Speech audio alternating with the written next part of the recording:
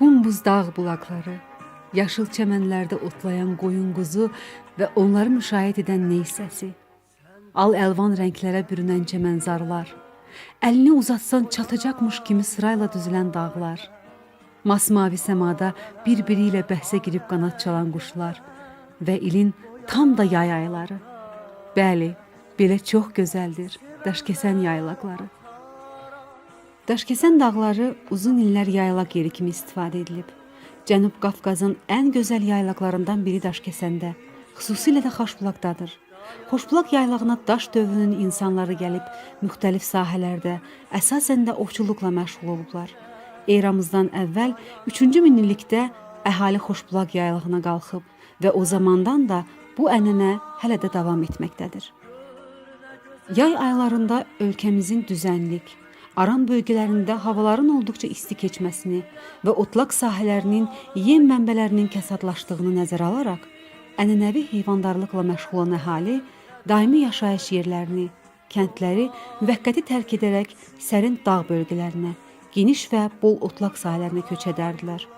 Bu mövsümi köçərlik adətən hava şəraitindən asılı olaraq may ayından başlayaraq sentyabr-oktyabr aylarına qədər, yəni təqribən 5-6 aya qədər davam edə bilərdi.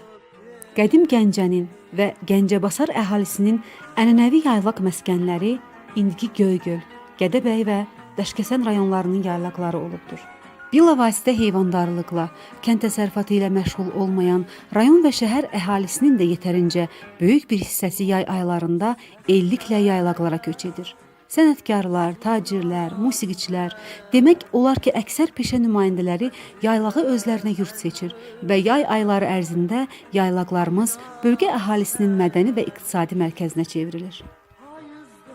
Bir yanda aram-aram fısıldayaraq qaynamaqda olan samovar çayı, bir yanda böyük səbirlə bir saatdan çox zaman ayıraraq nehrə çalxayan nənələrimiz,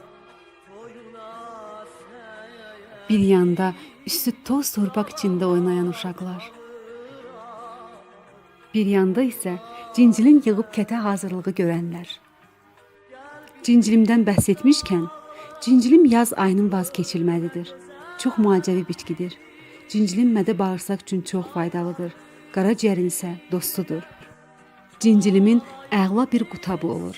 Hətta sacın üzərində bişən cincilim qutabını ömründə bircə dəfə yeyən insan onun dadını heç vaxt yadından çıxarmaz.